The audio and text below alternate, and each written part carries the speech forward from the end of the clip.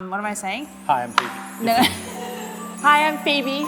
And I'm Warren. And we're I don't know here. what hold about. No, I'm We're here to save you from Christmas disaster. yeah, not from Christmas. Christmas is a good thing.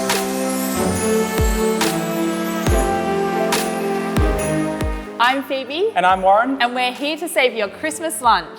Specifically with your turkey, and we're going to show you how to dry brine a turkey, and that way you're going to get an absolutely perfect, juicy, crispy, golden turkey on Christmas Day. And then we're going to show you how to make a killer stuffing as well. So should we start cooking? Definitely.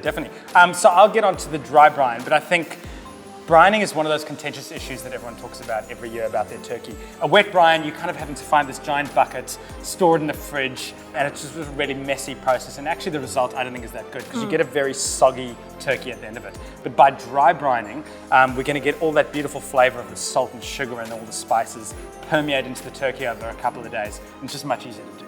And it ensures that it's really, really moist when it cooks, because the worst thing about a turkey at Christmas is when it's really dry. Yeah, exactly. And by doing it this way, what happens is like kind of a two-stage process. By dry brining, we're putting it, obviously there's a lot of salt and sugar, and that draws out some of the moisture. It kind of mixes with all those spices and everything, and then it goes back into the turkey. So there's a lot of science there, but just trust us. It works, and it'll be a beautiful, beautiful turkey. So the only thing about this recipe that you need to know is that you do need to start this the day before. Yeah, at least the day before. I mean, 2 days would be perfect if you can dry brine the turkey, but if you kind of forget, the day before is fine as well, but 2 days would be perfect. Okay, well you start on that. Yep. In fact, I'm just going to watch you Just do watch that. me and Yeah. just kind of look at the two things. I've got some toasted spices here, so some black peppercorns, coriander seeds, and then going in with some whole cinnamon, bay leaves, and then I'm just going to pulse that. Go in with some brown sugar. You could use caster sugar, garlic cloves, and then also the zest of some oranges and lemons. And I just tip the zest and salt into the food processor. So you can see here, that's Ooh. so fragrant. Yeah, it smells and amazing. there's so much beautiful flavor in there. Getting your hands dirty, we want to get that dry brine rubbed all around the turkey and even under the skin. And do it on both sides, and do the same with the legs. And then you're going to push a little bit of this under there. Okay, and also some in the cavity as well. Putting it in the cavity will start that seasoning process Yep, from the inside from out the inside too. as well. So just making sure you're giving the whole bird some love. And that's why going under the skin as well is really helping it. So what we'll do is we'll get this into the fridge for a couple of days. Okay, so this is the guy we've done for a couple of days, and you can see there's already a big change in color. So all you need to do then before you start baking it is we're going to wipe it down just with some paper towel. So while I'm doing that, we obviously want to do a stuffing. I think for most people, stuffing is as important as the turkey itself. But you've got a bit of a cool stuffing here that you're going to be doing, aren't you? Yeah, well often I just eat the stuffing and I don't eat the turkey Yeah. because that's how much I like stuffing. So I'm just going to add my sourdough crumbs. And you don't need to cook this stuffing beforehand. This is a raw stuffing because that turkey, how long do you cook that for? Look, it depends on the size of your turkey, but anywhere from like 2 to 3 hours you're going to be cooking the turkey for. So we've got onion.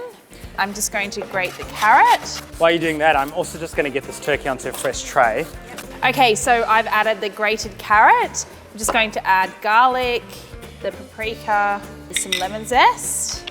I am going in with sage first. And the sausages, should I squeeze them from the case maybe? Yes, please. Straight into here? Yeah, just a rough chop of the sage. And then I'm going to add parsley as well. Now that my hands are dirty, should I do the... Yes, please, that'd be great. A little bit of salt. Okay, so this looks pretty good. Can I That just looks put good. that last little bit I in? need to wash my hands, I'm uncomfortable. You do. Okay, we're ready to stuff the bird. Yep, I'm gonna do this you this can do time. that now, yeah, I'll have my hands dirty. Okay, there's no technique to this. It's just, No just way of go making in. it look pretty, just No. confident, get in there. Yeah. It's all about the flavor. And so we've got the oven preheated to 160 fan forced or 180 conventional, and we're going to cook this bird really nice and slowly and just keep on checking on it. And the best thing you can do is invest in a thermometer and check the temperature. So at the end, we're looking for about anywhere from the late 60s to early 70s, Yeah. depending on the size of the bird, anywhere between 2 and 3 hours. So now it's all about just tying those legs together. We've got the wings tucked underneath the bird. That's all you need to do. If you take one of the legs and just do a loop, and then the other leg, all you do is let it drag underneath. And then by tying a knot together, you'll see that the legs come together and kind of do a crossover.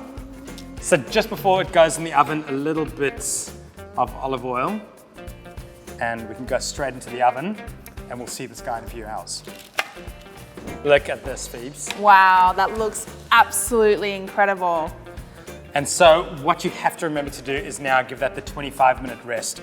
Look at all the juice that's come out as well. That's going to make for a beautiful gravy. Exactly, and you don't even need to worry about mixing a gravy with flour and everything. There's so much flavor in there. Just pour it into something, and you know, once you're slicing your turkey, just drizzle all those juices over and it'll be absolutely, absolutely beautiful. Okay, so turkey has rested, so we get to the important phase of doing the carving. First of all, we're going to go with legs and break them apart. And now you do the beautiful thing of snapping the leg. So Well, while you do that, I'll open the champagne, so hopefully that will, whoop, came away pretty easily. exactly. Actually. And you can see easily that whole leg has come away. And we can attack that later, but let's just get the rest of the bird done. Okay, so before you take the breast meat off, Yep. I will take the stuffing out. Yep. Got Beautiful. about a kilo there, that should be enough. More than enough. When going for the breast, just use that cartilage piece as your guide. Okay, I'm gonna take a little bit of this so we can do a taste test. Looks pretty beautiful. Cheers. Cheers. I think perfectly seasoned.